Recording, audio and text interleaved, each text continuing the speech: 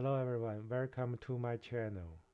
Do you ever want a DIY boom spray for your Ryobi 300E? In this video, I will show you how I build mine to apply the herbicide with ease.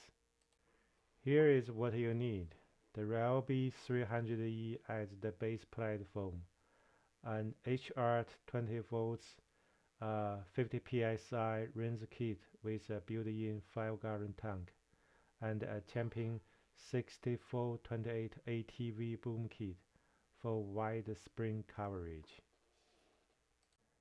I mount the Chapin boom to the rear of the Ryobi 300E and connect the HART 50 psi pump to the boom spray manifold, and the setup ensuring even spring across the lawn.